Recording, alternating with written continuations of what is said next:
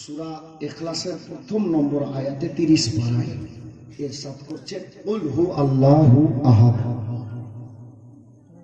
এক কথায় বাংলা ভাষায় সিধা সাদা ভাষায় এর তরজমা হবে এই, আল্লাহ বলছেন হে মাহবুব আপনি বলে দেন, হে মাহবুব আপনি বলে দেন কি খোদা এক, খোদা এক। একটু বুঝিয়ে নেব, আল্লাহ 18,000 মাখলুকাত সৃষ্টি করেছেন, যার মধ্যে আশরাফুল মাখলুকাত হিসাবে আমাদেরকে মানে মানব জাতিকে আল্লাহ সর্বশ্রেষ্ঠ জাতি বলে ঘোষণা দিয়েছেন। মানব জাতিকে আমরা তো মানব, 18,000 মাখলুকাতের মধ্যে ভাই মানকাবাত পড়লে তোমরা বসবে আর বক্তব্য শুনবে না? অনেক মানকাবাত আছে। আপনারা যদি বলেন যে বক্তব্য রাখতে হবে না, শুধু মানকাবাত পড়তে হবে, তো এরকমও আছে। নতুনের জন্য দেখলাম মোবাইলও বের করবো না, কাগজও বের করবো না, ফজরের আজান পর্যন্ত একই মতো নাত মানকাবাত পড়বো, চিপসে লোড আছে। কিন্তু শুধু নাত মানকাবাত শুনলে তো হবে না, বা পদ নাসিহাতেরও দরকার আছে। যার জন্য আমি মানকাবাতের শের আরো শোনাবো আপনাদেরকে, বসে থাকুন ইনশাআল্লাহ। যদি বলেন যে নতুন শুনবো, তো আরো নতুন আছে ইনশাআল্লাহ। তবে নাত মানকাবাত শায়েরের মুখ থেকেও শুনলেন, আমিও দুটা চারটা করে ছন্দ দুটা মানকাবাতের পড়ে দিলাম, আবারও বলবো ইনশাআল্লাহ, একটু বসুন। আমরা মানব জাতি সৃষ্টির সেরা। যারা বলে যে আমরা খোদাকে ডাইরেক্ট পেয়ে যাব, আমি বলবো ভাই ধারণা তোমার ভুল। কেন? ডাইরেক্ট তো কিছুই পাওয়া যায় না, কিচ্ছু পাওয়া যায় না। কি করে জানেন? বর্তমান জামানায় যদি কেউ এখানে নেতা আছেন কোনো পার্টির, আমি মাপ চাইছি, আমি আপনাকে লক্ষ্য করে কথা বলি না, আজ পর্যন্ত কোনো মাহফিলে রাজনৈতিক কথা আমার মুখ থেকে বেরোয়নি। আর ইনশাআল্লাহ মরার আগে পর্যন্ত নবীর স্টেজের কোনো রাজনৈতিক কথা আমি বলবো না, এটা এরাদা আছে। তবে আমি উদাহরণ ক্ষেত্রে যেন তাড়াতাড়ি বুঝতে পারেন, যার জন্য কথা বলছি। আমাদের বর্তমান সমাজে একজন প্রধানের কাছে একটা ভ্যান চালক যদি কোনো দরখাস্ত নিয়ে যায় যে প্রধান সাহেব আপনার একটা সিল সইর দরকার আছে, তা আপনি একটু এই কাগজটাতে সিল লাগিয়ে একটা সই করে দেন তো। আমাদের মধ্যে এই কিছু নেতা আছে, সবাই না, কিছু নেতা আছে, ও বসে এমনি গল্প করছে, 2-4 সেকেন্ড লাগবে সইটা করে দিতে, ওটারও সমানে বলে তুই কাজ পেলি না, এখন এত লোকের মধ্যে আমি গল্প করছি, তুই এখন সই আনতে আসলি, চল যা পরে আসিস। একদিন না 6 দিন ঘুরলো, লোকটা সই হচ্ছে না। গরিব মানুষ কি করবে? শুনবি তো ভাই, জানা কথা বলছিস, কথা বলিস না, শুন। ওই প্রধানের ছেলে আর ওই ভ্যানওয়ালার ছেলেটা একই ক্লাসে স্কুলে পড়ে। দুটা ছেলে খুব বন্ধুত্ব জমে, খুব বন্ধুত্ব তো পয়সাওয়ালা আর গরিব দেখে হয় না, চলাফেরাতে হয়ে যায়। তো ছেলে দুটো খুব বনে। একদিন ছেলেটার মন খুব খারাপ, তো ওই প্রধানের ছেলেটা বলছে, হারে তোর মন কেন খারাপ? আর বলিস না ভাই, হে তোর বাপের কাছে আমার বাপ আর 6 দিন থেকে ঘুরছে একটা সইয়ের জন্য, তোর বাপ সই দিচ্ছে না। তোর বোকা, তুই আমাকে বলতে পারলি না তোর সই এই যেতাম রাস্তা, এই কাগজটা তুই কালকে এনে দিস আমাকে, কোনটাতে সই লাগবে, কটা লাগবে? বলে একটাই সই লাগবে। বলে তোকে 6টা করে দেবো, নিয়ে আসিস। বন্ধুত্ব আছে। এখন ঠিক ও বন্ধু মানে প্রধানের ছেলেকে দরখাস্তটা দিয়েছে, যেটা 6 দিন থেকে ঘুরছে। ছেলেটা দরখাস্ত নিয়ে বাবার কাছে গেল, তো বাবাকে দেখছে যে বেশ কিছু মেম্বারকে নিয়ে কিছু আলোচনা করছে রাজনৈতিক। আব্বা কি হলো রে? এটা কাগজে একটা সই লাগতো গো। সই লাগতো তো ফেরাও, তুই জিজ্ঞাসা কেন করছিস? কাগজ পাগল বেটা নিয়ে গেল, আবোতে কি লেখা আছে দেখারও সময় নেই, দেখা দরকারও নেই। নিজের বেটা তো, যেমন কাগজটা দিল চট করে, কোথায়? বলে এখানে। মোহর লাগিয়ে সই করে বলে যা কাজ করবা। আরে ভাই, আমি আপনাদেরকে বলতে চাইছি, আপনারা আমার থেকে সবাই বেশি জানেন, সবাই ভালো জানেন। যেই দরখাস্তটা 6 দিন থেকে ঘুরলো, সই হলো না, এখন খালি ব্যাটাটা নিয়ে গেল, ওটাই দরখাস্ত, লোকটা আলাদা। 2-4 সেকেন্ডে সইটা হয়ে গেল গো। দুনিয়াবি আপনার মতো একটা নেতার কাছে, আপনার মতো একটা লোকের কাছে একটা সইয়ের জন্য 6 দিন ঘুরতে হলো, সই হলো না। আর আপনারই সন্তানকে দিয়ে যখন সই করানো হলো তো 2-4 সেকেন্ডে হয়ে গেল। দুনিয়ার বুকে একটা দরখাস্ততে সইয়ের যদি এই অবস্থা হয় তো বিনা মারফতে খোদা কি করে পাওয়া যায়? বিনা মারফতে যেমন সই হলো না, বিনা মারফতে নবীকেও পাওয়া যাবে না। হযরতে কেরামি আর নবীকে না পেলে খোদাকেও পাবে না। একটু আগে নিয়ে যায়। এ ভাই রাগ করিও না, কেউ যদি ডাক্তার জাকির নায়কের ভক্ত এখানে থাকুক, আমি ওটাও একটু খোলাসা করি, কারামাত শোনাচ্ছি আপনাদেরকে, দিল তাজা হয়ে যাবে। আমাদের কিছু ছেলে এখন ডাক্তার জাকির নায়কের ভাষণ শুনে শুনে একেবারে পদভ্রষ্ট হতে লেগেছে। ভাই তুমি গর্ব করো যে সুন্নির ঘরে তোমার জন্ম হয়েছে। এই প্যান্ট শার্ট পরে গলায় টাই লাগিয়ে বক্তব্য রাখে, এই তো নবীর সুন্নতের খেলাফ ড্রেস পরে, এর ভাষণে আসার কি হতে পারে? এরা কি বলে জানেন? শোনার আগে বলেন নাউজুবিল্লাহ। আমি নিজে শুনেছি মোবাইলে, ডাক্তার জাকির নায়ক বলছে হযরত মুহাম্মদ মুস্তাফা সাল্লাল্লাহু আলাইহি সাল্লাম মরে মাটিতে মিশিয়ে গেছে। জোরে বলুন আস্তাগফিরুল্লাহ। আমি বলি উনি তো নবী, উনি তো নবী, নবীদের সরদার, জিনার সাদকায় আল্লাহ কায়নাত সৃষ্টি করেছেন। নবীকে বাদ দেন 1 মিনিটের জন্য, সোহদাদেরকে বাদ দেন, সাহাবীদেরকে বাদ দেন, ওলিদেরকে বাদ দেন। যারা বলে যে অলিগণ, সোহদাগণ, নবীগণ মরে মাটিতে মিশিয়ে গেছে, নাউজুবিল্লাহ। বুদ্ধুর বেটা বুদ্ধ, তুই পড়েছিস বটে, তবে ওই যে এখানে প্রসাব করিবেন না, না করিলে 100 টাকা জরিমানা, ওই মতো পড়েছিস, আর না হলে নকল করে পাস করেছিস। কেন জানেন? আল্লাহর কোরআন বলছে মিনহা খালাকনাকুম ওয়া ফিহা নুঈদুকুম ওয়া মিনহা নুখরিজুকুম তারাতান উখরা। আরে নবী ওলি সুহাদা ইনারা দূরে রাখেন, কোন মানুষ কোনদিন মরে না, কোন মানুষ কোনদিন মরে না। বুদ্ধুর বেটা বুদ্ধ, তুই ওদেরকে কি করে বলি যে মরে মাটিতে মিশিয়ে গেছে? এ মুসলমান তো মুসলমান, হিন্দু ধর্মের লোকও মরে না, শুধু জায়গা পরিবর্তন করে, মানুষ মরে না। ওটা বোঝানোর সময় নেই, শুধু আমি আপনাদেরকে একটু হাওয়ালা দিলাম। বাপ চলুন আমি আপনাদেরকে নিয়ে যাচ্ছি হুজুর দুলহা মিয়ার দরবারে। হুজুর দুলহা মিয়া কেমন উনি ছিলেন, আমি বাস ওনার কারামাত বলছি বাপ, ডাইরেক্ট 2 থেকে 3টা কারামাত বলবো, তারপর আপনাদের নিকট থেকে আমি বিদায় নেব।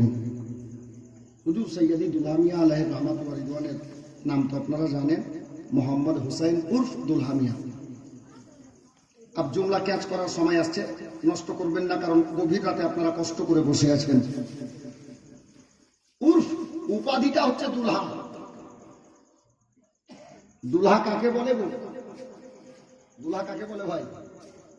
ছেলেরা যখন বিয়ে করতে যায় বাড়ি থেকে সেজে গুজে যখন বিয়ে করার জন্য বেরোয়, ওই বরটাকেই দুলহা বলে। বাবা, চাচা, গ্রামের ইমাম সাহেব, ভারপ্রাপ্ত মোরাব্বিদেরকে, হাজি সাহেবদেরকে নিয়ে ছেলেটাকে সুন্দর করে ড্রেস লাগানো হয়, পড়ানো হয়, কারণ ছেলেটা আজকে দুলহা হচ্ছে। আচ্ছা, দুলহা যখন বিয়ে করতে যায়, দুলহা যখন বিয়ে করতে যায় একা যায়? জি না, একা যায় না, ওর সঙ্গে বারাতি থাকে। সে 5টা হোক, 10টা হোক, 100টা হোক, 200টা হোক, 500টাই হোক, বারাতি থাকে। দুলহা রেডি হয়ে গেছে, গাড়িতে বসে গেছে। ছেলের বাবা ড্রাইভারকে বলছে, ড্রাইভার গাড়ি ছাড়ো। তো দুলহা কি বলছে জানেন? ড্রাইভার দাঁড়াও। কেন? বলে আমার চাচাতো ভাইটা আসেনি। চাচাতো ভাই এলো, এটা গাড়ি ছাড়ো। তো বলছে আমার গ্রামের ওই সর্দারের ছেলেটা আসেনি, একটু দাঁড়াও। কারণ বলে আমার বরের গাড়িটা যদি চলে যায়, দুলহার গাড়ি যদি চলে যায়, তাহলে বিয়েতে তো ওই ছেলেটা মোটর সাইকেল নিয়েও যেতে পারবে, কার নিয়েও যেতে পারবে, কিন্তু বরের সাথে যাওয়ার যে মজা, ওই মজাটা পাবে না। আর বর বলছে যে আমার সঙ্গে ছাড়া যদি বারাতি যাই, আমি ছাড়া মানে পরে যদি যাই, তাহলে আমাকেও ভালো লাগবে না, তো আমি একা যাব না, সমস্ত বারাতিকে সঙ্গে নিয়ে যাব। হাজরাতে গেরামি, এটা দুনিয়াবি দুলহার অবস্থা। একদিনের জন্য যারা দুলহা চাচ্ছে, একটা অপরের মেয়েকে নিজের জীবন সঙ্গিনী হিসাবে আনার জন্য যাচ্ছে দুলহা সেজে, এই দুলহার এই অবস্থা যে বারাতি ছাড়া দুলহা আগে বাড়তে চায় না। গোলামে কালিমি অন্তরে রাখে হযরতে সৈয়দনা কাসিম আলী কালিমি আলাইহি রহমাত ওয়া রিদওয়ান মোহাম্মদ হুসাইনকে মেয়ে দিয়ে দুলহা বানালেন, খেলাফতি দিয়ে জান্নাতি দুলহা বানালেন। তো বলে নিতে দেন, কাল হাসরের ময়দানে হযরতে দুলহা মিয়াকে যখন জান্নাতে যাওয়ার পারমিশন পাওয়া যাবে, আল্লাহ বলবেন দুলহা তুমি জান্নাতে যাও।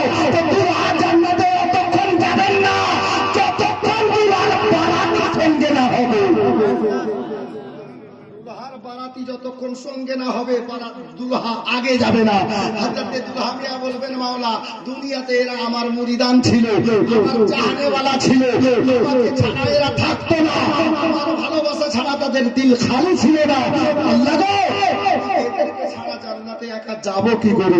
আল্লাহর মেহেরবানি হবে, আল্লাহর পবিত্র নামে নাম, আপনার পবিত্র নাম মোবারক কারীম আছে, আল্লাহ কারাম করবে, আল্লাহর পবিত্র নাম সত্তার আছে, বান্দাবান্দির আইবকে, ত্রুটিকে, দোষকে লুকিয়ে নেবেন। আর আল্লাহ বলবেন, এ দুলহা আমি আসলে আল্লাহ তোমাকে নির্দেশ দিলাম, যাকে যাকে তুমি চাইবে আমি খোদা তাকেও জান্নাতি বানিয়ে দিলাম। হযরতে গেরামি বেরাদরান ইসলাম, দুনিয়াবি মালিক আপনার বাপ। আপনি যখন গাড়ি নিয়ে যাচ্ছিলেন বিয়ে করার জন্য, আপনার বাবা গাড়ি ছাড়ার অনুমতি দিলেন। আপনি বাবাকে বললেন, বাবা চাচাতো ভাইকে ছাড়া আমি যাব না। এই তো দুনিয়াবি মালিকের অবস্থা। বাপ বলছে, বেটা যখন এমনি যাবে না, তো ঠিক আছে 2 মিনিট দাঁড়িয়ে যাও। আল্লাহ আল্লাহ তাবারক ওয়া তাআলা যেদিন কাল হাসরের ময়দানে হযরতে দুলহা মিয়াকে বলবেন, আল্লাহ আমি একা জান্নাতে যাব না, তো আমার আল্লাহর হুকুম হবে, দুলহা দাঁড়িয়ে যাও, যাকে তুমি চাইবে আমি খোদা তাকেই বখশিশ করে দিয়ে তাদেরকেও জান্নাতি বলে ঘোষণা দিয়ে দিলাম। জোরে বলে হযরতে গেরামি হুজুর দুলহা মিয়ার দিওয়ানা হযরতে শেখ জাদিদ মোহাম্মদ হুসাইন উর্ফ দুলহা মিয়া আলাইহি রহমাত ওয়া রিদওয়ানকে দুলহা বানিয়ে দিলেন। দুলহা মিয়া পর্দা করে গেলেন। কত সালে বলছি, দাঁড়ান, ওটা এখন বলবো না। পর্দা করে গেলেন, কারামাত বলছি। ছোট মেহেদিপুর বাড়ি, হুজুর মাসরুর মিয়ার খুব খাস লোক, লোকটার নাম মেহের খান। লোকটা ইন্তেকাল করে গেছেন, অনেকে চিনতেন জানতেন, মেহের খান নাম। ওই লোকটা বলছেন, কারামাত বলছি শুনেন, ওই লোকটা বলছেন আমাকে বাবা ছাড়া কথাই বলতেন না। আমি ওনাকে চাচা বলতাম, আর উনি আমাকে বাবা বলতেন আদর করে। তা আমি ওনাকে একদিন বলছি যে, চাচা আপনি তো হুজুর দুলহা মিয়ার জামানা পেয়েছেন, যতটাই পান পেয়েছেন, তো একটু কিছু শোনান না। বলে, বাবা আমার কিছু জানা নেই। লোকটা জানতো খুব, কিন্তু বলছে আমার জানা নেই। আমি খুব রিকোয়েস্ট করলাম, চাচা আপনারা যদি আমাদেরকে না জানান তো কে জানাবে, আমরা কালকের ছেলে কি জানি। আল্লাহ আল্লাহ, কয়েকদিন এরকম রিকোয়েস্ট করতে করতে, অনুরোধ করতে করতে একদিন বলছে, বাবা তুই তাহলে শুনবি যখন। বলে, হুজুর দুলহা মিয়া আলাইহির রহমাত মাজারে বিরাজমান, আর সেইবার আমি কোনো কাজ ক্ষেত্রে কাটরা শরীফের সরজমিনে হাজির হলাম। তো হুজুর বর্তমানে যিনি শাহজাদা মাসরুর মিল্লাত, আমাদের গাদ্দি নাসিন যিনি, হুজুর সৈয়দ শাহ মাসউদ আহমদ কালিমি মাদ্রাসিল্লাহুল নুরানি, ইনি কোচি ছিলেন, অল্প বয়স। ওনার পবিত্র পা মোবারকটা তো একটা অবস্থা আপনারা জানেন ভালো করে। তো বলছে দুপুরবেলার টাইম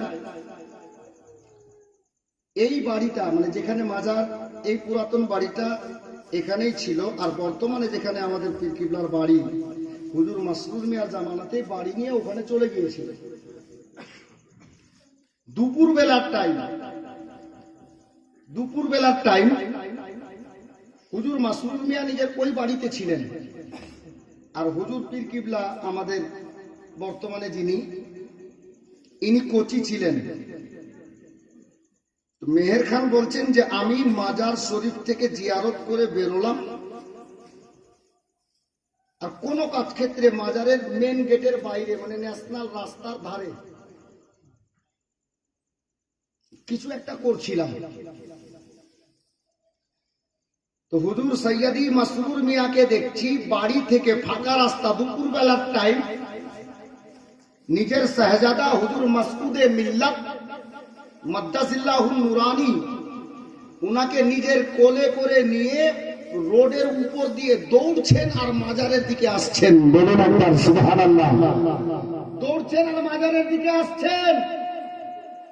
আর যখন কাছাকাছি এসেছেন, পাশে দেখছি একজন ফকির, নুরানি চেহারা, গায়ে চিরা ফাটা জামা, পাগলের বেশে মাজারের ইর্দ গির্দে, মাজারের আশেপাশে ঘুরছেন। তো হুজুর মাসরুরে মিল্লাত দৌড়ছেন আর মেহের খানকে ইশারা করছে, ফকির বাসায় যিনি ঘুরছে ফকিরটার পা ধরে পড়ে যাও, যেতে দিও না, ইশারা করছেন জলদি ধরো। হুজুর মাসরুর মিয়ার বাক্যটা, হুজুর মাসরুর মিয়ার শব্দটা কানে তো আসছে বটে, তবে সঠিক মেহের খান বলছেন যে আমি সঠিক শুনতে পাচ্ছি না, যে উনি বলতে কি চাইছেন। যখনই হুজুর মাসরুর মিয়া আলাইহির রাহমাত ওয়া রিদওয়ান একেবারে নিকটে চলে আসলেন, আমি উনার দিকে ধ্যান দিয়ে দিলাম। মাসরুর মিয়া যখন এসে হুজুর হাজির হয়ে গেলেন, তো আমি জিজ্ঞেস করলাম, আমাকে বলছেন যে এ নাদান, তোমাকে বারবার বললাম যে ফকিরটাকে ধরে নাও, পা ধরে পড়ে যাও। হুজুর আমি কিছুক্ষণ আগে থেকেই দেখছি ওই ফকিরটাকে এই যে মাজারের ইর্দ গির্দে ঘুরছে, উনি কোন ফকির দরবেশ হবেন? হুজুর মাসরুর মিয়া বলছেন, নাদান, তোকে আমি ডাক দিয়ে এই জন্য বলছিলাম যে পা ধরে পড়ে যা, যদি পা ধরে পড়ে যেতিস খোদার কসম আমার মাসুদ মিয়াকে তার বদলে ফেলে দিয়ে আমার ছেলের পাটা ভালো হয়ে যেত। মেহের খান বলছেন, হুজুর ও তো একটা দরবেশ ছিল, একটা ফকির ছিল, তাহলে ওই লোকটা ছিল কে? মাসরুর মিয়া জবান বলছি, সৈয়দি রাসূলে মিল্লাত বলছে, নাদান তুমি জানো না, ওটা অন্য কেউ ছিল না, হুজুর সৈয়দ মোহাম্মদ হোসেন উর্ফ দুলহা মিয়া মাজার থেকে বেরিয়ে নিজেরই মাজারে হাজিরি দিতে এসেছিলেন। জোরে বলুন। ওটা অন্য কেউ না, হুজুর দুলহা মিয়া ছিলেন। হযরতে গিরামি বিরাদরান ইসলাম, দুলহা মিয়া ওনার নাম, যিনি পর্দার পরেও মাজার থেকে বেরিয়ে নিজেরই মাজারে হাজিরি দিতে আসেন। অনেক দেখেছেন, কদিন আগে ফেসবুকে দেখলাম কোন লোক লিখেছে যে আমার পীর মুর্শিদের কি বলে হুকুমত মুরিদান সমুদ্রতেও আছে। আমি বলছি ভাই তুমি ভুল লিখনি, ঠিক লিখেছ। আমি বলছি তুমি ভুল লিখনি, ঠিক লিখেছ, কিন্তু গোলামে কালিমি আপনি ঘাবড়ে যাবেন না। আপনার পীর মুর্শিদের হুকুমত, সৈয়দি মাসরুর মিয়ার হুকুমত যেমন আপনাদের প্রতি চলে, আমাদের প্রতি চলে, হযরতে মাসরুর মিয়ার হুকুমত জিন জাতির মধ্যেও চলে। সুবহানাল্লাহ, জিন জাতির মধ্যেও চলে। তার প্রমাণ চলুন খাসখোলের সরজমিনে। জায়গার নাম বলছি, সন্দেহ হয় লোকের নাম বলছি। খাসখোলের সরজমিন, হুজুর মাসরুর মিয়ার সেবা অনেক লোক করার সুযোগ পেয়েছেন, অনেক লোক করেছেন, যাদের মধ্যে একটা গোলামের নাম বলছি, আলহাজ আনেস মিস্ত্রি, বাড়ি বর্তমানে আলিপুর গ্যাসুমোড়। যদি কারো সন্দেহ হয় পার্সোনালে গিয়ে জেনে নিন, আমি মাইকের মুখ দিয়ে কথা বলছি। বলছি যে মৌলানা, একদিন আমি হুজুর মাসরুর মিয়ার সঙ্গে খাসখোলে সফরে ছিলাম। গরমের দিন, সন্ধ্যাবেলায় হুজুর পৌঁছালেন, বেশ কিছু মুরিদানের জমা হলো, এসে সবাই সালাম কালাম করলো, কিছু লোক মুরিদ হলো। হুজুর বলছেন যে বেটা দরওয়াজা বন্ধ কর দো। দরওয়াজা বন্ধ করে দিলাম। উপরে ফুসের ঘর, ফুস দিয়ে ছাওয়া মানে ঘাসের ঘর, আর দরজাটা আপনার আম কাঠ জাম কাঠ যাই হোক দরজা। বলছি দরজা বন্ধ করলাম, হুজুর আরাম করতে লাগলেন। তো আমি উনি আরাম করছেন আর আমি ওনার পাশে বসে বসে আমি তাল পাখা নিয়ে ওনাকে বাতাস দিচ্ছি। রাত প্রায় 11টা হয়ে গেছে। 11টা যখন বেজে গেল, বেশ কিছু মুরিদান বাইরে এসে জমা হয়ে গেছে যে হুজুরের সঙ্গে দেখা করবে। একজন কেউ দরজায় আওয়াজ দিল, পীর কিবলা বললেন দেখো কৌন হে। দরজায় গেলাম, অল্প শুন করলাম, জিজ্ঞেস করলাম কি খবর। বলে বেশ কিছু লোক এসে বসে আছে আপনার সঙ্গে মোলাকাত করার জন্য। হুজুর মাসরুর মিয়া বললেন যে দরজা বন্ধ রাখো। হাজরাতে গ্রামী আনেস মিস্ত্রি বলছে ঘরে আর কেউ নেই, আমি একা। দরজা বন্ধ করে দিলাম, হুজুর আরাম করছেন, আমি বাতাস করছি। হুজুরের চোখটা বন্ধ ছিল, কিন্তু ঘুমিয়েছিলেন না, উনি জেগেছিলেন, চোখটা শুধু বন্ধ ছিল। বেশ কিছুক্ষণ চলে যাওয়ার পরে আমি যখন দরজা খুলেছিলাম তখন দেখেছিলাম যে কম করে 50 থেকে 60টা লোক বসে আছে হুজুরের সঙ্গে দেখা করার জন্য, একেবারে গেটের বাইরে। তা আমি কি করলাম, আমি বন্ধ করে দিলাম, ওনার খিদমতে আমি হাজির আছি, বাতাস দিতে আছি। বেশ কিছুক্ষণ চলে যাওয়ার পর রাত্রি 11টা প্লাস যখন হয়ে গেছে, হঠাৎ করে হুজুর মাসরুর মিয়া আলাইহির রাহমাত ওয়া রিদওয়ান উঠে বসে গেলেন। কেউ দরজায় আওয়াজ দিল। হুজুর মাসরুর মিয়া বলছেন মিস্ত্রি, জি হুজুর, দরওয়াজা খোল দো। দরজা খুলে দিলাম। বলে জুতা লাও। জুতা দিলাম। হুজুর পীর কিবলা পায়ে জুতা দিলেন, আর জুতা দিয়ে উনি বললেন যে তুমি ঘরের মধ্যে থাকো, বাইরে আসবে না, আমি একটু আসছি। হুজুর মাসরুর মিয়া আলাইহির রাহমা ওই লোকটাকে বলে, মিস্ত্রিকে বলে গেট থেকে বেরিয়ে গেলেন। 50-60টা লোক সামনে দেখা করার জন্য বসে আছেন। হুজুর মাসরুর মিয়া বেরিয়ে কোন দিকে চলে গেলেন। 50-60টা লোক। হুজুর মাসরুর মিয়াকে কেউ দেখতেই পাইনি, জোরে বলুন, কেউ দেখতেই পাইনি, চলে গেলেন। বেশ কিছুক্ষণের মধ্যে আবার হুজুর ফিরে আবার ঘরে ঢুকলেন।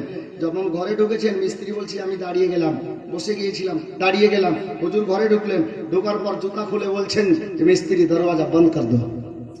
বন্ধ করে দিল। বেশ কিছুক্ষণ পর আবার হুজুর মাসরুর মিয়া বলছেন যে বেটা দরওয়াজা খোলো, और बाहर जो लोग बैठे हुए हैं उन लोगों को आने बोलो। দরজা খুললাম। হুজুর এর সঙ্গে লোকগুলো মুসাফা করলো, দেখা করলো, যে মুরিদ হওয়ার ছিল মুরিদ হলো, বাকি লোক বাইরে গেল, সব কাজ সেরে নিয়ে বাইরে গেল। তা আমি জিজ্ঞেস করছি হুজুর মাফ করবেন, আমার মনে হচ্ছে যে আপনি বাইরে গিয়েছিলেন, তো ওদের সঙ্গে সালাম কালাম হয়ে গেছে, আপনি চলে গেলেন। তো হুজুর মাসরুর মিয়া বলছে বাবা আমি যে বাইরে গেলাম, কেন গেলাম তুমি জানো? বলে না হুজুর, আপনি জানেন, আল্লাহ রাসূল জানেন, আল্লাহ জানেন, আমি তা জানি না। বলে বাবা আনেস, আমি এমনি গিয়েছিলাম না। প্রথমবার যখন দরজায় আওয়াজ দিয়েছিল এরা আমার মুরিদানরাই ছিল, মিল্কি এলাকার লোকেরাই ছিল, কিন্তু দ্বিতীয়বার যে দরজায় আওয়াজ দেওয়া হয়েছিল ওই আওয়াজটা এই মিল্কি এলাকার লোকের ছিল না। বলে হুজুর তাহলে কার ছিল? হুজুর মাসরুর মিয়া বলছেন দ্বিতীয়বার যে আওয়াজটা হয়েছিল দরজায় 2 থেকে 3টা জিন জাতি এসে আওয়াজ দিয়েছিল, যার জন্য আমি তোমাকে বললাম যে দরজাটা খুলে দাও। হুজুর ভালো কথা, জিন জাতি আওয়াজ দিল, আপনি দরজা খুলতে বললেন, আমি খুলে দিলাম। আপনি যে গেলেন কোথায় গিয়েছিলেন? আল্লাহু আকবার। হুজুর সাইয়্যিদি মাসরুর মিয়া বললেন এই মিস্ত্রি শোনো, আমি কোথায় গিয়েছিলাম? 50-60টা মিল্কি এলাকার আমার মুরিদানেরা এখানে বসেছিল, আমি ওদের মধ্যে দিয়ে হেঁটে বাইরে চলে গেলাম, তারা আমাকে কেউ দেখতে পায়নি। আর আমি বাইরে গিয়ে ওই জিন জাতি আমার নিকটে এসেছিল একটাই কারণে, হুজুর গো আমরা জিন জাতি এই এলাকায় যারা বাস করি আমরা ফয়সালা বানিয়েছে। আলে নবী আওলাদে আলী মাসরুর ওলি যখন এসেছেন ওনার হাতে হাত দিয়ে আমরা মুরিদ হয়ে যাব। হুজুর আপনাকে ডাকার জন্য এসেছি। হুজুর মাসরুর মিয়া বললে দরজায় যেমনই জিন জাতি আওয়াজ দিয়েছিল আমি মাসরুর মিয়া জানতে পারলাম তারা আমার হাতে মুরিদ হতে এসেছে। যার জন্য আমি তোমাকে বললাম দরজা খুলে দিতে। পায়ে জুতা লাগিয়ে আমি মাসরুর মিয়া গিয়েছিলাম ওই জিন জাতির পুরনো কাফেলাকে মুরিদ করে এসেছি। বলতে এটাই চাই আপনার পীর মুর্শিদ শুধু সমুদ্রতে নয় গো, আপনার পীর মুর্শিদ জামিন আসমানের মধ্যে আল্লাহর যত মাখলুক বাস করে গো, এমনকি জিন জাতির মধ্যে আপনার পীর মুর্শিদ হুজুর সৈয়দি মাসরুর মিয়ার হুকুমত আছে। ওনার হুকুমত চলে জিন জাতির মধ্যেও। হাজরাতে গিরামি জিন জাতিরা মাটির নিচেও থাকে, সমুদ্রের মধ্যেও থাকে। হাজরাতে গিরামি বেরাদারানে ইসলাম, আপনারা ঘাবড়াবেন না যে আপনার পীর মুর্শিদের হুকুমত শুধু হিন্দুস্তানের মাটিতে, এই কি বলে বাঙ্গালের সরজমিনে আছে এটা না। আরে সিলসিলায়ে কালিমির মুরিদান তো আমেরিকাতেও আছে, লন্ডনেও আছে, পাকিস্তানেও আছে, বাংলাদেশেও আছে। জোরে বলুন সুবহানাল্লাহ। আর আপনার সিলসিলার লোক তো মদিনা শরীফেও আছে। আর কি নিবেন? হাজরাতে গিরামি বেরাদারানে ইসলাম, চলুন আমি আপনাদেরকে নিয়ে যাই কারামাতে মাসরুর মিয়া। কেতাবের নাম মুফতি আবুল কাসিম। জি, কারণ যেটা কেতাব থেকে পেয়েছি ওটাই তো নাম বলতে হবে। আপনারা ভালো জানেন মুফতি আবুল কাসিম সাহেব দারিয়াপুরের এমন কোন কোনা নাই যে আসেনি। আল্লাহ ওনাকে যেন জান্নাতবাসী করেন আলে নবীর সাদকায়। আর ওস্তাদুল উলামা ছিলেন। বাঙ্গালের যিনাকে টাইগার বলা হতো হুজুর সৈয়দি মুর্শিদি মোহাম্মদ হুসাইন উর্ফ দুলহা মিয়া আলাইহির রহমার জামানা উনি পেয়েছেন, ওনার সঙ্গে কথা বলেছেন, সালাম কালাম হয়েছে, ওনার সোহবত পেয়েছেন। কে? হুজুর মুফতি আবুল কাসিম আলাইহির রহমান। উনি বলছেন যে বাবা সরজমিনে মিরানপুরের সরজমিনে একবার পানির খুব অভাব হয়েছিল। পাহাড় এলাকা, এখনো পানি তোলার জন্য বহু টাকা তাদেরকে লক্ষ লক্ষ টাকা খরচ করে টিউবওয়েল গাড়তে হয়। বলে সেইবার পানির খুব অসুবিধা হয়েছিল যে নলকূপ থেকেও দরকার মোতাবিক যেটুকু পানির দরকার ওই মতো পাওয়া যাচ্ছিল না। অবস্থা এমন হয়ে গেল যে কাটরা শহরের মধ্যে জমিতে যে ফসলগুলো লেগে আছে ফসলগুলো পানির অভাবে শুকাতে আরম্ভ করেছে। বেরাদার বাবারা ভাইরা মা বোনেরা, হাজরাতে গিরামি ওই কাটরা নগরের কিছু না আপনার কি বলে মাথা মতব্বর যারা ছিল, যারা নেতা ছিল গো, তারা বাবা এক জায়গায় বসলো। হারে কি করলে কি করা যায়? কেউ বলছে মিটিং এ, কেউ বলছে সভাতে বসে বলে আমাদের ডিএম কে একটা দরখাস্ত করো, কেউ বলছে এমপি কে দরখাস্ত করো, কেউ বলছে এমএলএ কে দরখাস্ত করো। বলে কেন দরখাস্ত করবে গো? বলে সরকারি ফান্ডে আপনার সরকারি অফিসে দরখাস্ত করলে সরকারের তরফ থেকে পানির ব্যবস্থা হবে। আর পানির ব্যবস্থা যদি না হয়, আমাদের ফসল যদি মারা যায়, তাহলে আমরা কি করে ঘর সংসার করবো গো? আমাদের বিবি বাল বাচ্চাকে কিভাবে লালন পালন করবো? হাজরাতে গিরামি ওর মধ্যে আলে নবীর একটা গোলাম বসেছিল বাবা। ওই গোলামটা বলতে লাগলো এই কাটরা শহরের লোকেরা শোনো, তোমাদেরকে ডিএম এর কাছে যাওয়া লাগবে না, তোমাদেরকে এমপি এমএলএ এর কাছে যাওয়া লাগবে না গো। বলে তাহলে কার কাছে যাবো? বলে সরজমিনে কাটরাতে আমার দয়ার নবী আওলাদ হযরতে মুহাম্মদ হুসাইন উর্ফে দুলহা মিয়া আলাইহির রহমান এখনো বাহায়াত বেঁচে আছেন। চলো একবার হুজুর মুহাম্মদ হুসাইনের নিকটে যাই। বলে ওনার কাছে গিয়ে আমাদের লাভ কি হবে রে? হযরতে গিরামি তখন ওই আলে নবীর গোলামটা বলতে লাগলো, অবশ্য আমরা আলে মোলামার মুখে শুনেছি, নবীর ইতিহাসের মধ্যে পড়েছি, নবীর জীবনীর মধ্যে পড়েছি। কি পড়েছে রে ভাই? বলে মদিনা শহরে একবার পানির অসুবিধা হয়েছিল, তো তোমার নবীর সাহাবীরা মদিনাবাসীরা আল্লাহর নবীর নিকটে গিয়ে আরজ করেছিলেন, ইয়া রাসূলুল্লাহ আপনি তো দয়ার সাগর গো, আল্লাহর রাহমাতুল লিন নবী আছেন, ইয়া রাসূলুল্লাহ আপনি দয়া করে আমাদের জন্য একটু আল্লাহর কাছে দোয়া করে দেন হুজুর, আল্লাহ যেন আসমান থেকে রহমতের পানি বর্ষণ করে দেন। আল্লাহর নবী মদিনাবাসীর কথা শুনে আল্লাহর কাছে হাত তুলে দোয়া করেছিলেন। যে জায়গায় দোয়া করেছিলেন হাজীগণ সেটা জিয়ারত করে আসেন। ওই জায়গায় একটা মসজিদ তৈরি করা আছে বাবা, মসজিদের নাম কেতাবে দেওয়া আছে মসজিদে গামামা। এ বেরাদার হাজী সাহেবদের মনে পড়ে যাবে আল্লাহর নবী মসজিদে গামামা যে জায়গায় আছে ওখানে দাঁড়িয়ে আল্লাহর কাছে দোয়া করেছিলেন গো। আমার আল্লাহ নবী পাকে দোয়া কবুল করে নিয়ে আসমান থেকে রহমতের বৃষ্টি বর্ষণ করেছিলেন। ওই লোকটা বলতে লাগলে আমি পাঞ্জাবের গোলাম আছি গো, আলে নবীর গোলাম আছি গো। দয়ার নবীর দোয়া করাতে আমার আল্লাহ আসমান থেকে বৃষ্টি বর্ষণ করেছেন। আমরা তো দয়ার নবীকে ডাইরেক্ট পাইনি গো, আমরা নবী বংশের ফুল আলে রাসূলকে পেয়েছি। চলো গিয়ে তিনার কাছে আমরা বলবো। আমার মন বলছে আলে নবী মোহাম্মদ হুসাইন উরফে দুলহামিয়া যদি আমাদের দোয়া আমাদের আরজিটা কবুল করে দেয়, আমাদের বলাটাকে যদি মঞ্জুর করে নেয়, তাহলে আমার মন বলছে উনি যদি দোয়া করে দেন গো তাহলে আল্লাহর আসমান থেকে রহমতের পানির বর্ষণ হবে। সমস্ত লোক বলছে ঠিক আছে তুই যখন বলছিস তো চল আর এমপিএমএল এর কাছে যাবো না, চল। হুজুর মোহাম্মদ হুসাইন এই খানকাতে মাজারের পাশে যে বাড়িটা ছিল এই খানকায় বসে আছেন। লোকগুলো এসে হাজির, হুজুর সালাম কালাম হলো। বাবা কি খবর, তোমরা কি করতে এসছো, কোনো দরকার আছে? বলে হুজুর আমরা মুসিবতে পড়ে গেছি। কি মুসিবতে বল? বলে হুজুর দেখেন না আমাদের কাটা শহরে বেশ কিছুদিন হয়ে গেল বৃষ্টি হয় নাই। বর্তমানে কেনালে নদীতে নলকূপে কুয়াতে ইনারাতে আমরা দরকার মোতাবিক প্রয়োজন মোতাবিক জল পাই না হুজুর। জলের অভাব হয়ে গেছে, পানির অভাব হয়ে গেছে হুজুর গো।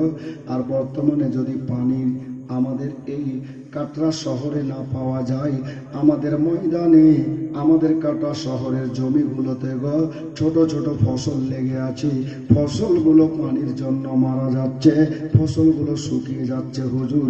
ফসলগুলো শুকিয়ে গেলে আমরা খাবো কি হুজুর গো?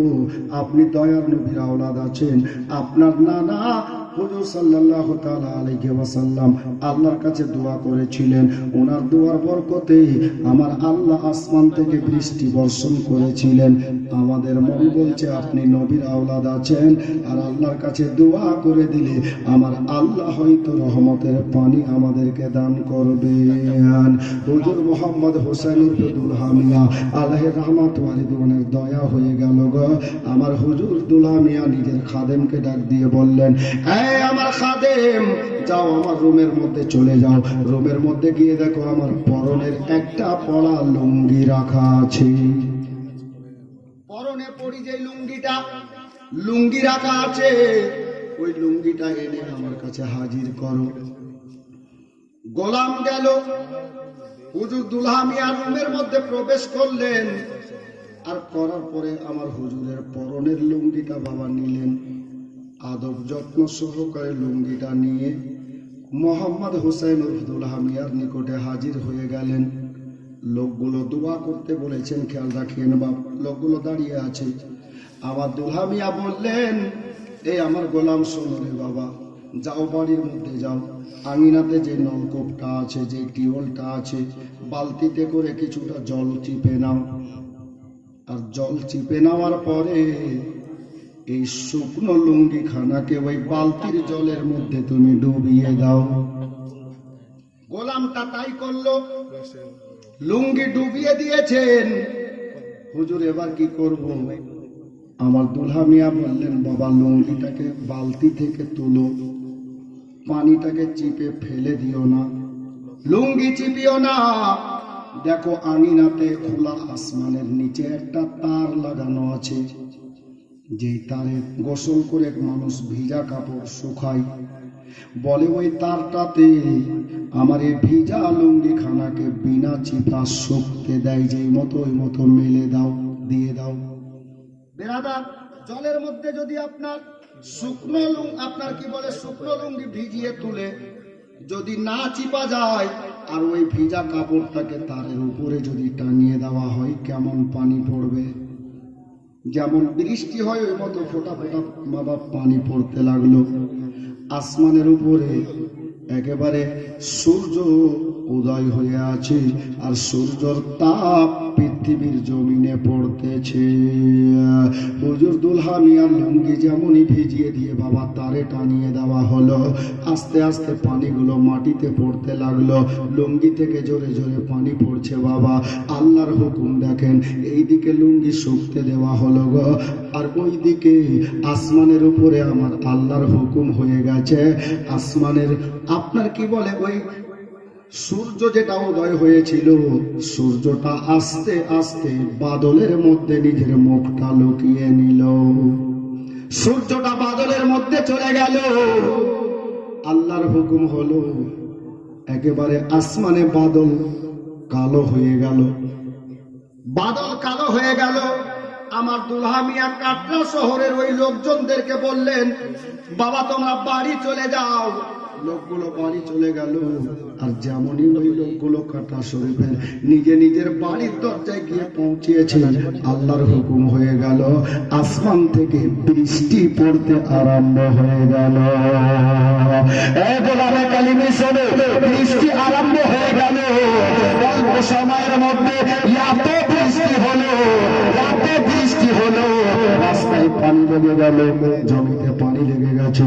এক তো পানি ছিল না, এখন এত পানি বর্ষণ হলো যে আপনার ফসলগুলো ডুবে যাচ্ছে বাবা।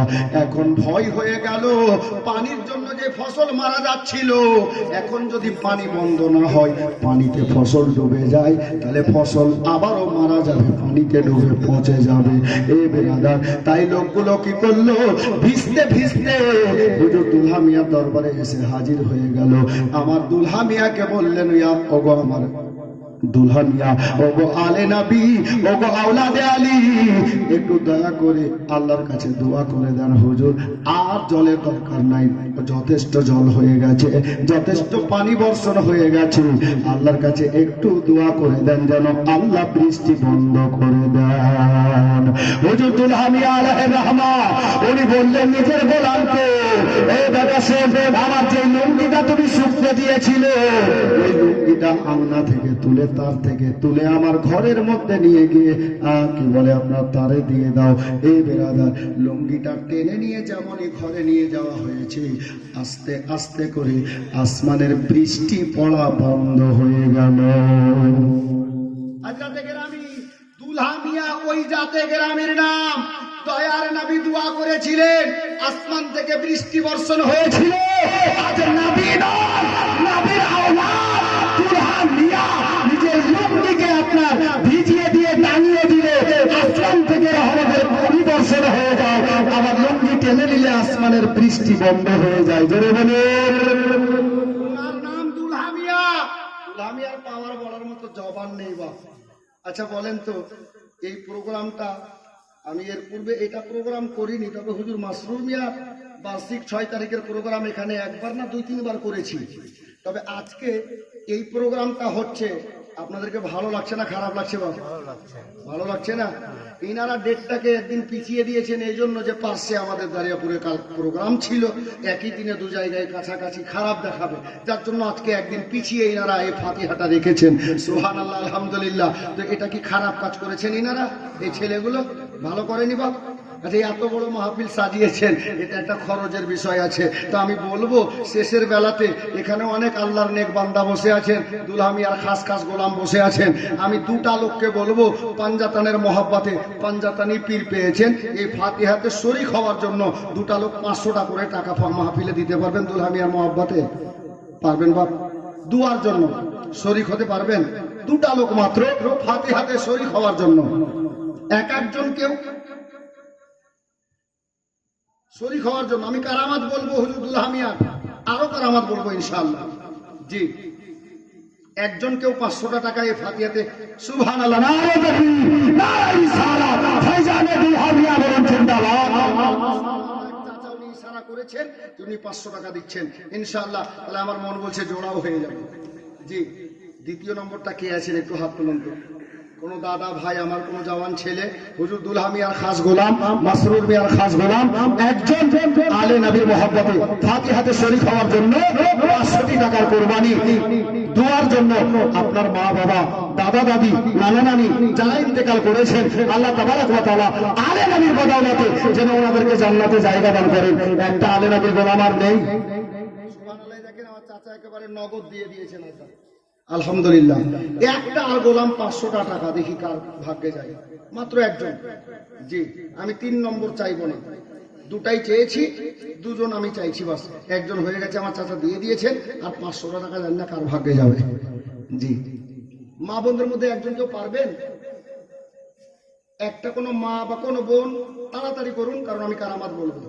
জি, মাশাআল্লাহ। আমি জানছি অনেক দিওয়ানা এখানে আছে। ভালো আছো? সুবহানাল্লাহ। নারে তাকবীর, নারায়ে রিসালাত, ফাইজানে কালিমি বলুন জিন্দাবাদ। দুটা চেয়েছি, দুটা চলে এসেছে। আমি 3 নম্বর চাইবো না, ওয়াদা করেছি, চাইবো না। যদি কেউ নিজের ইচ্ছায় দিতে চান আপনি দিতে পারেন, কি মাওলানা? ওয়াদা খেলাফি আমি করবো না। যদি কেউ বলেন যে পাঞ্জাতনের মহব্বতে আমি শরীক হব 500 টাকা দিয়ে, তো ওটা আপনার ব্যাপার, দিতে পারেন। তবে আপনাদের কাছে আর চাইবো না। মা বোনদের কাছে একটা কলম চেয়েছিলাম, কেউ পারবেন?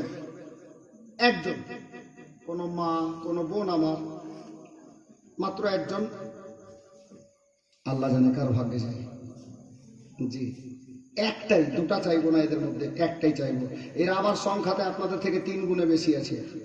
জি, এরা সব দিকেই বেশি আছে, কারণ দেশও এদের হাতে। হ্যাঁ, গোটা রাজ্যের মালিক এরা। জি, সুবহানাল্লাহ। দেখা যাক, একটা কলম মাত্র হুজুর দুলহা মিয়ার মহব্বতে মা বোনদের মধ্যে থেকে কেউ পারবেন? পারবেন না? না না, কোনো বাচ্চাকে একটু দাঁড় করিয়ে দিলে হবে, বা ইশারা করুন, আমি কোনো ছেলেকে পাঠিয়ে দিচ্ছি, দিয়ে দেবেন। পারবেন? একটু তাড়াতাড়ি করিয়েন। জি, একটাও নাই জি। আল্লাহ আল্লাহ। আচ্ছা, ওইদিকে ওই বাংলাদেশের কোলে যারা বসে আছেন আপনাদের মধ্যে হবে? জি, 3-4টা দল আছে, বাংলাদেশ, ইন্ডিয়া, ভারত, নাকি পাকিস্তান, নিউজিল্যান্ড। হ্যাঁ, সুবহানাল্লাহ। হ্যাঁ, একজন এরকম করে বলছে, আর বলিও না ভাই, আমরা তো ভারতে বাস করছি, ইন্ডিয়াতেও গিয়েছি। মানে ও ভাবছে যে ইন্ডিয়া আরো একটা দেশের নাম। জি, সুবহানাল্লাহ। তো 3টা দেশ এখানে করা যাবে। জি, এটা সব থেকে ছোট দেশ, নেপাল ধরে নেন, এদিকে ভারত ধরে নেন, আর ওদিকে বাংলাদেশ ধরে নেন। জি, সুবহানাল্লাহ। তো মা বোনদের মধ্যে থেকে একটা কোনো মা বা কোনো বোন আমার হুজুর মাসরুর মিয়ার মহব্বতে পারলেন না? আল্লাহ আকবার। হবে, আমার মন বলছে হবে। কোথাও থেকে না হলে এই বাড়িগুলো থেকেই আসবে। জি, সুবহানাল্লাহ। কোহে দিয়ে না হে, আমরা একটু টাকা নিয়ে আসি। দেখেন, আসলে নিয়ে এসছে। হ্যাঁ, মিস্টেক হয়নি। মাশাআল্লাহ। নারে তাকবীর, নারে রিসালাত, ফাইজানে কালিমি বলেন জিন্দাবাদ। এটা টাকা আছে জি, এখনো বেঁচে আছে। সুবহানাল্লাহ। একেবারে নতুন টাকা আছে। এটা চাওয়ালা ভাইয়ের জামানার টাকাই মনে হয় না। জি, 1 টাকার নোট। এটা কে দিল জি? কোন দিক থেকে? এদিক থেকে না ওদিক থেকে? ওই দিক থেকে। সুবহানাল্লাহ। আমার মা বোনদের দিক থেকে 100 টাকা দিয়েছেন। অনেক মা বোন বলবেন যে আজকে দুয়াতে শরীক হবো, তো আপনি 500 টাকা চাইলেন, আমরা তো নিয়ে আসি। হুজুর দুলহা মিয়া আলাইহির রাহমা মুহররমুল হারাম মাসের 27 তারিখে দুনিয়া থেকে পর্দা করেছেন। এটা আমরা সবাই জানি, আর যার জন্য আমরা 27শে মুহররমে ফাতিহাটা উদযাপিত করি। তো আমার মা বোনদেরকে বলবো 100 টাকা করে 27টা মা বোন দেন তো। এই ভাই, ওই টাকাটা নাও তো, দাও না জি। আরে একটা ছেলে উঠো কেন? আল্লাহ আল্লাহ। বেরাদার 27টা মা বোন 100 টাকা করে টাকা দুয়ার জন্য, একটু তাড়াতাড়ি দিন।